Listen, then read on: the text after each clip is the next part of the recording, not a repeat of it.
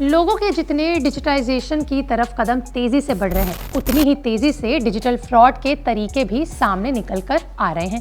साल 2024 को खत्म होने में 2 महीने अभी बचे हैं, लेकिन बीते 10 महीनों में स्कैमर्स ने लगभग 2140 करोड़ रुपए जितनी मोटी रकम लोगों से ठग ली है। यानी देखा जाए तो एवरेज 214 करोड़ हर महीने लोगों ने डिजिटल स्कैम में गंवाए हैं। इन स्कैमर्स ने खुद को प्रोफेशनल इंडियन एजेंसीज जैसे ईडी, सीबीआई, आरबीआई ऑफिसर बताकर लोगों को फंड ट्रांसफर करने को कहा और लोगों ने किए भी। और आज की हमारी वीडियो बस इसी के ऊपर है, जिसके अंदर मैं आपको बताऊंगी डिजिटल फर्जी वारंट्स और नोटिस करने के 5 तरीके जिससे आप धोखाधड़ी से बच सकते हैं। इसमें सबसे पहला साइन है सस्पिशियस ईमेल आईडी या फिर सेंडर एड्रेस। सबसे पहला तरीका है मेल आईडी और डोमेन को ध्यान से देखना, क्योंकि असली सरकारी नोटिस या वारंट हमेशा सरकारी डोमेन से आता है जिसके आखिरी में @gov.in या फिर @nic.in लिखा होता है। ये कभी भी पर्सनल मेल आईडी जैसे @gmail.com या फिर @yahoo.com से नहीं आता। तो अगर आपको किसी अननोन मेल से नोटिस मिलता है और आपको डोमेन सस्पिशियस लगता है, इसमें मौजूद किसी भी लिंक पर गलती से भी क्लिक ना करें, क्या पता आपने क्लिक किया और वहां आपके पैसे डूबे।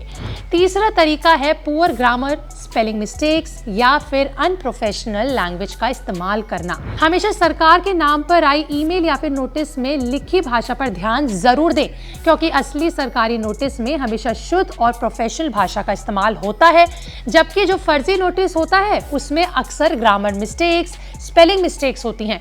अगर आपको नोटिस में इस तरह का एरर मिल जाए तो ये एक बड़ा संकेत है कि वो मेल फ्रॉड है, कहीं से भी सरकार की तरफ से नहीं है। तीसरा तरीका है नो ऑफिशियल वेबसाइट या फिर वैलिड कॉन्टैक्ट का इस्तेमाल। अगर आपके पास आए हुए नोटिस में किसी सरकारी विभाग या वेबसाइट का लिंक नहीं दिया हो या फिर सस्पिशियस कॉन्टैक्ट नंबर हो, तो वो एक बड़ा संकेत है कि एक फर्जी स्कैम हो सकता है, क्योंकि असली सरकारी नोटिस में हमेशा HTTPS लिंक होता है जिसको सुरक्षित माना जाता है। और इसके अलावा अगर लिंक पर क्लिक करने के लिए आपको फोर्स किया जाए तो अलर्ट हो जाए, क्योंकि एक स्कैम हो सकता है। चौथे तरीके की तरफ बढ़ते हैं, जो कि है इमीडिएट अरेस्ट की धमकी मिलना। जी हाँ, अगर आपको ईमेल, SMS या फिर व्हाट्सएप के माध्यम से कोई नोटिस प्राप्त होता है और उसमें ये कहा जाता है कि तुरंत कार्रवाई की जाएगी या फिर आपको कोई अरेस्ट वारंट का ऑर्डर विदिन 24 आवर के अंदर आए, तो ये स्कैम मेल हो सकता है। वो इसलिए क्योंकि रियल लॉ इन्फोर्समेंट एजेंसीज कभी भी सीधा अरेस्ट वारंट नहीं भेजती। पहले असली सरकारी नोटिस में सही समय और प्रक्रिया के बारे में जानकारी दी जाती है, और अगर बहुत लंबे समय से कार्रवाई ना हो तो फिर अरेस्ट वारंट आता है। ऐसे कभी भी अरेस्ट वारंट नहीं आता तो स्कैम में ना फंसे। अब आखिरी तरीके यानी 5वें तरीके की तरफ बढ़ते हैं, जो कि है फेक डिजिटल सिग्नेचर या लैक ऑफ ऑथेंटिकेशन का। सबसे अहम बात यह है कि असली नोटिस में डिजिटल सिग्नेचर या फिर गवर्नमेंट सर्टिफिकेट मौजूद होते हैं, उनके बिना ये कभी भी मेल नहीं भेजते। और अगर कोई नोटिस सरकार की तरफ से भेजा गया हो और उस नोटिस में ना तो डिजिटल सिग्नेचर हो और ना ही कोई लिंक या सर्टिफिकेट दे रखा हो, तो ये क्लियर है कि ये एक फर्जी नोटिस है, क्योंकि असली वारंट या फिर नोटिस में हमेशा एक केस नंबर और रिलेटेड लीगल इंफॉर्मेशन मौजूद जरूर होती है, वरना किस चीज का वारंट या फिर किस चीज का नोटिस है वो।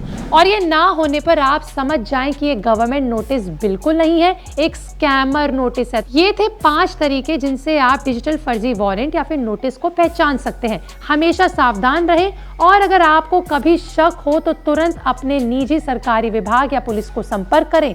याद रखें, कोई भी शक होने पर जांच जरूर करें और बिना पुष्टि के किसी से भी अपनी पर्सनल डिटेल्स बिल्कुल भी शेयर ना करें।